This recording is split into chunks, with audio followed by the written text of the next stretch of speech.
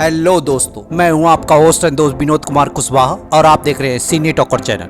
Previously on Superman and Lois. Your mom wanted us to move to Smallville. This family needs Smallville. Hello? Are you there?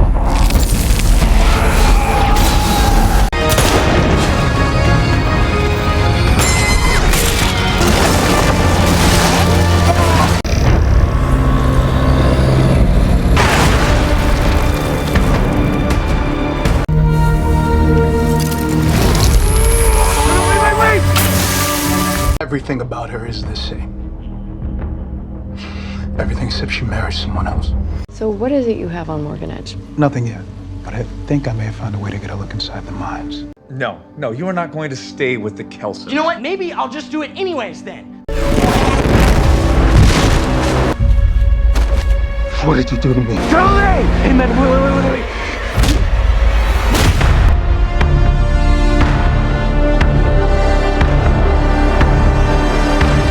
तो आज के इस video में हम Superman and Louis के episode number 6 की कहानी को आपके सामने एक्सप्लेन करने वाले हैं। तो इस एपिसोड की कहानी की शुरुआत पिछले एपिसोड के ठीक बाद से शुरू होती है, जहां हम देखते हैं कि जॉर्डन टैग से जान बचाते हुए भाग रहा है और टैग उसका पीछा करते हुए उसे मारकर गिरा देता है। और जब जॉर्डन उसे समझाने की कोशिश करता है तो वो फिर से घूसा मारकर उसे नीचे गिरा देता है और उसे बोनफायर का इंसिडेंट याद दिलाते हुए ये जानने की कोशिश करता है कि उसके पास ये ताकत कहां से आई है। और जब जॉर्डन जानते हुए भी उसके बारे में कुछ नहीं बताता है तो वो फिर से एक घूसा उसे रसीद करता है और उसका कॉलर पकड़ के उससे पूछता है कि मैं ये जानता हूं कि तुम्हारी वजह से वहां पे एक्सप्लोजन हुआ था और तुम भी मेरे तरह ही डिफरेंट हो। और उसे झटकते हुए बोलता है कि तुम मुझे बताओ कि मैं इसे कैसे फिक्स कर सकता हूँ। और जॉर्डन के एलटी मशीन को दबाते ही सुपरमैन वहां पे दस्तक दे देता है और सुपरमैन के समझाने के बावजूद भी वहां से भाग जाता है। और फिर सुपरमैन जॉर्डन का हालचाल लेने के बाद टैग का पीछा करने लगता है। और जब टैग को ये पता चलता है कि सुपरमैन उसका पीछा कर रहा है तो वो ट्रेन की पटरी को उखाड़ते हुए उससे दूर भाग जाता है और सुपरमैन उसका पीछा छोड़कर ट्रेन को संभालने और उसे बचाने में लग जाता है।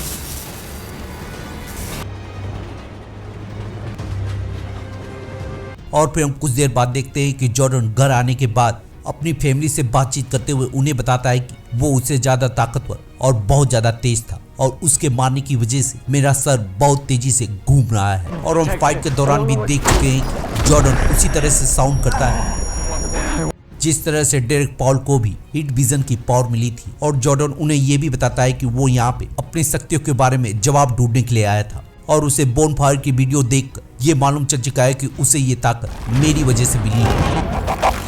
और फिर उन दोनों के जाने के बाद क्लार्क से बातचीत करते हुए वो उसे समझाने की कोशिश करती है कि जो कुछ भी टैग के साथ हो रहा है उस माइंड में कुछ होने की वजह से आई है और मॉर्गन एज उसी का यूज करते हुए डेरेक पॉल जैसे लोगों को बनाने की कोशिश कर रहा है। और क्लार्क उसे बताता है कि मैंने सारी चीजें छान मारी है लेकिन लेड फाइबर की चादर होने की वजह से उसमें जो कुछ भी है उसे मैं स्कैन नहीं कर सकता हूँ। और लुइस लेन उसे बच्चों के पास रहने को कहकर उसे ये बताती है कि वो अपना काम करते हुए इस चीज के बारे में छानबीन करेगी। और उसे यहाँ ये भी बताती है कि उसे लगता है कि मॉर्गन एज जिस तरह से क्रिप्टोनियन पावर को यूज कर रहा है वो स्ट्रेंजर या जॉन हो सकता है।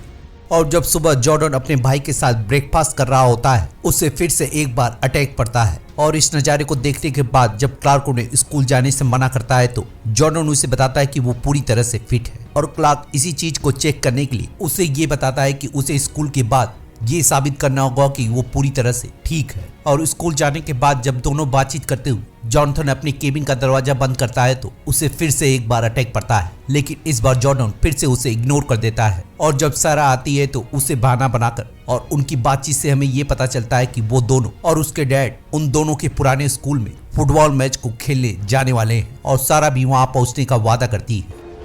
Yeah, friends can root for friends. और स्कूल की घंटी बजने की वजह से जॉर्डन की पावर फिर से आउट ऑफ कंट्रोल होने लगती है और जॉनथन उसकी मदद करते हुए उसे किसी तरह से काम डाउन करता है। और जब जॉर्डन उसे बताता है कि टैग की वजह से या उसके मारने की वजह से उसको बहुत तेजी से आवाजें सुनाई दे रही हैं और जॉनथन उसे समझाते हुए बोलता है कि अगर ये हेड सुपर पावर की वजह से हो रही हैं तो हमें इस बारे में डैड को बता देना चाहिए। और जॉर्डन उसे मनाते हुए बोलता है कि अगर तुमने या मैंने इस बारे में डैड को बताया तो वो कल मुझे खेलने नहीं देंगे और मैं इस चीज को कंट्रोल कर सकता हूँ। और मैं उन लोगों को समझाना चाहता हूँ Topless guys, Woodrum, Cotter, Campana, they made my life hell.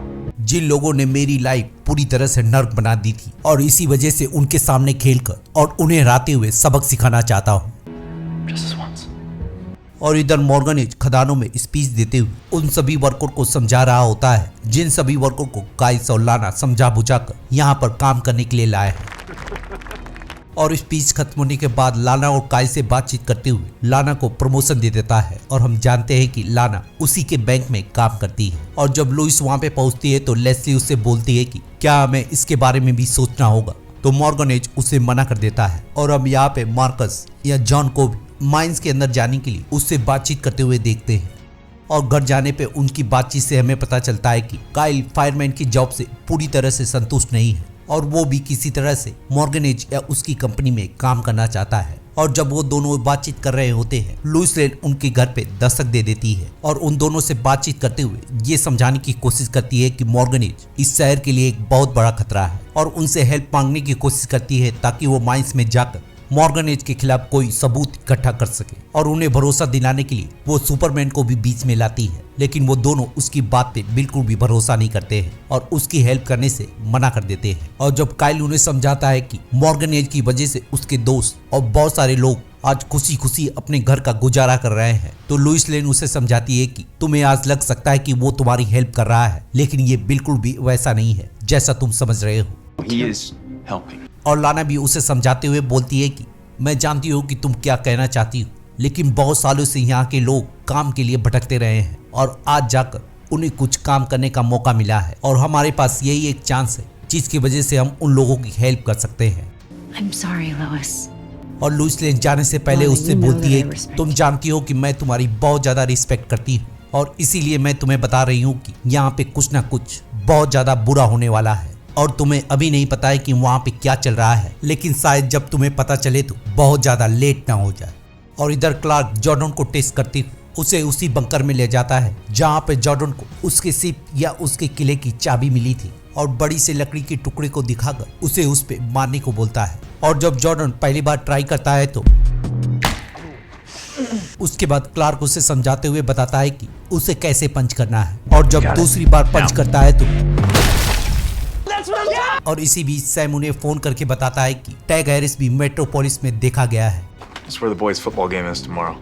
और ये जानने के बाद सैम उसे बताता है कि वो उसे पकड़ने के लिए सारी कोशिशें कर रहा है और वो उनके फुटबॉल मैच में भी अपने आदमियों को तैनात करेगा। और इधर जब सेरा को ये पता चलता है कि उसके डैड उसके मॉम के जॉब प्रमोशन को सेलिब्रेट करने के लिए डिनर पे ले जाना चाहते हैं, तो सारा मैच को देखने की कुर्बानी देकर अपनी छोटी बहन को देखने के वादा करती है। और बात खत्म होने पर हम ये भी देखते हैं कि टैग उनकी बातों को चुप कर सुन रहा होता है। और सुबह होने पर हम देखते हैं कि सैम अपने वादे के मुताबिक पूरे स्टेडियम में अपने आदमियों को तैनात कर रखा है। और जब जॉर्डन के कोच उसको फील्ड में उतारते हैं तो उसकी तबीयत सही ना होने की वजह से उसका दिन कुछ खास नहीं जाता है।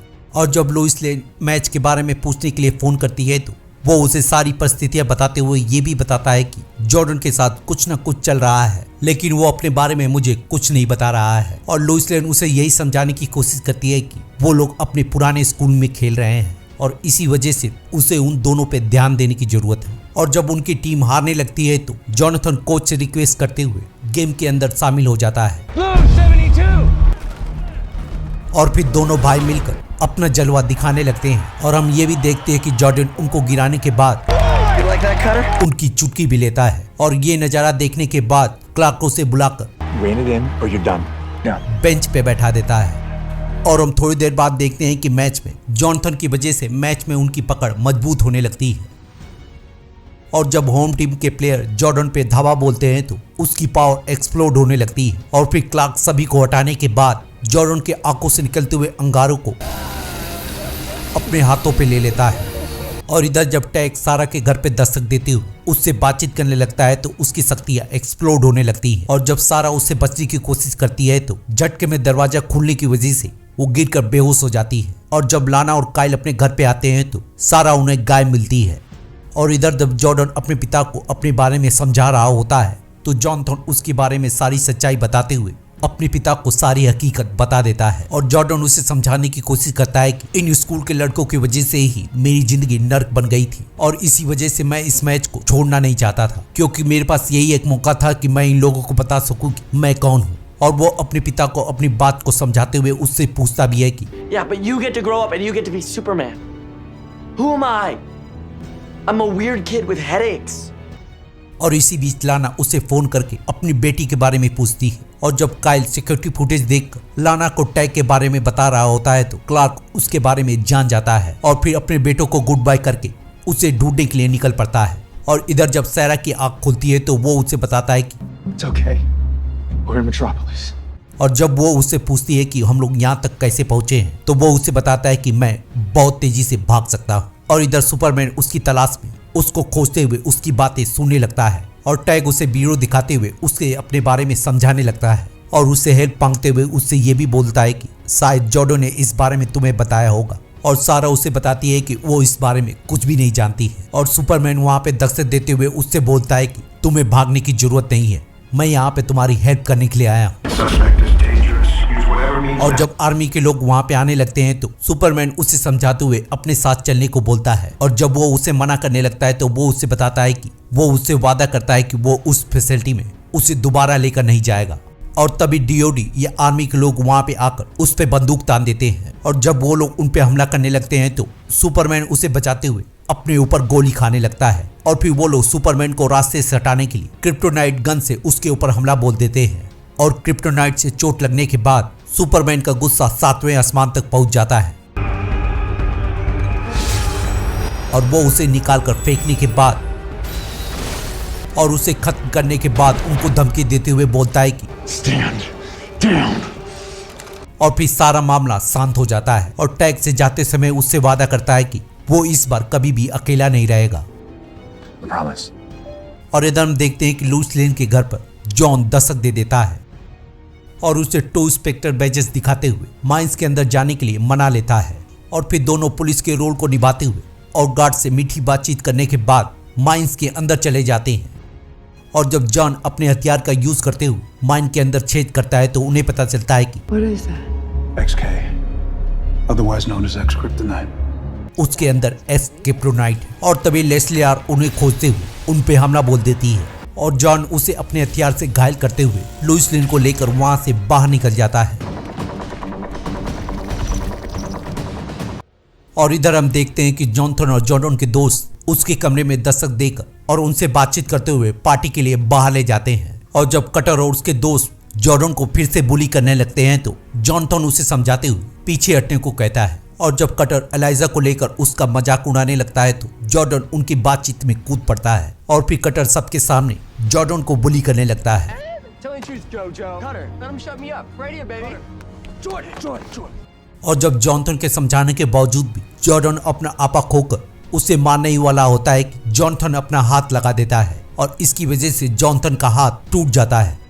और इधर हम देखते हैं कि सुपरमैन सैम के पास पहुंचता है तो वो उसे समझाने की कोशिश करता है कि हमें इन सब चीजों को अब जीत की तरह लेना चाहिए, क्योंकि हमने लड़की को उसके घर सही सलामत पहुंचा दिया है और सब्जेक्ट भी कस्टडी में जा चुका है। His name is Tag.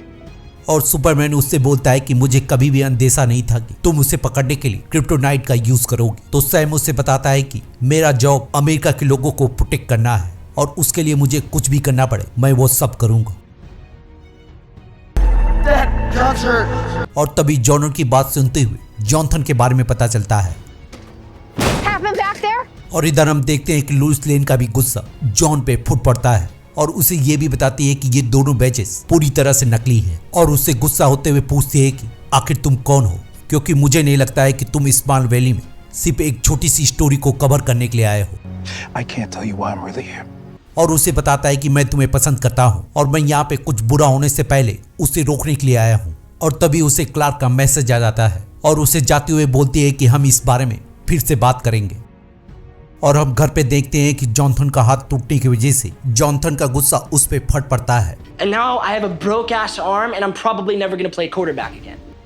और जब उसके जाने के बाद जॉर्डन अपने माँ बाप को समझाने की कोशिश करता है तो वो उसे समझाते हैं कि जॉनथन का गुस्सा जायज है और उसे समझाते हुए ये भी बोलता है कि मैंने तुमसे पहले भी कहा है तुम्हारी ताकत एक रिस्पॉन्सिबिलिटी के साथ आती है और उसे समझाने की कोशिश करता है कि तुम्हारे पास जो गुस्सा है और जिस तरह से तुम आज मुझसे पेश आ रहे थे, मैं उन सारी फीलिंग से गुजर चुका हूँ और मैं हमेशा ही इस चीजों को चेक करते रहता हूँ और मैंने अगर अपनी इस फीलिंग पे काबू नहीं रखा तो मैं उन हर लोगों को खो दूंगा जिनकी सुरक्षा के लिए मैंने कसम खाई है। और जब मैं शहर गया तो मुझे ये रियलाइज हुआ कि लोगों को जब मेरी ताकत का पता चलेगा तो लोग मुझसे डरने लगेंगे और इसीलिए मैंने उन लोगों के बीच रहकर उनका विश्वास जीतने की कोशिश की है और ये साबित करने की कोशिश की है चाहे कुछ भी हो जाए मेरी शक्तियाँ उन्हें कभी भी नुकसान नहीं पहुंचाएंगी। और 20 साल बाद भी जब भी मैं अपनी ताकत को यूज करता हूँ ये विश्वास हमेशा टेस्ट होता है। और तुम्हें इस बारे में जान लेना चाहिए कि एक बार जब भरोसा टूटता है तो एक रिश्ते के हील होने से ज्यादा टाइम लगता है। और जॉर्डन के जाने के बाद माइंस में हुए सारे इवेंट को